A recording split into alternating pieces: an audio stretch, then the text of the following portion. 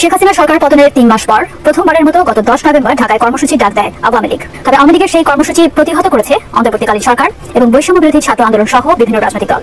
বিষয়টি নিয়ে এবারে জোরালো বার্তা দিয়েছে যুক্তরাষ্ট্র। কি বলল ওয়াশিংটন, বিস্তারিত জানাচ্ছেন শেখ ফরিদ।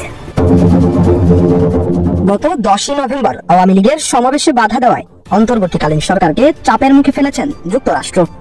বাংলাদেশে ভিন্ন মতাবলম্বী ও বিরোধীদের সহ সকলের মত প্রকাশের স্বাধীনতা এবং শান্তিপূর্ণ সমাবেশের অধিকার সমুন্নত রাখার পাশাপাশি সুরক্ষা দেওয়ার আহ্বান জানিয়েছেন যুক্তরাষ্ট্র। 12 নভেম্বর মার্কিন পররাষ্ট্র দপ্তরের নিয়মিত সংবাদ সম্মেলনে এই আহ্বান জানান প্রধান উপমুখপাত্র বেদান্ত পাটিল।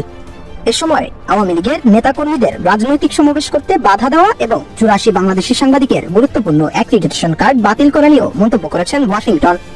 যুক্তরাষ্ট্রের মার্কিন পররাষ্ট্র মন্ত্রণালয়ের নিয়মিত সংবাদ সম্মেলনে এক সাংবাদিক প্রশ্ন করেন, গত 10 নভেম্বর আওয়ামী লীগের সমাবেশে বাধা দেওয়ার ঘটনাকে যুক্তরাষ্ট্র কিভাবে দেখছে?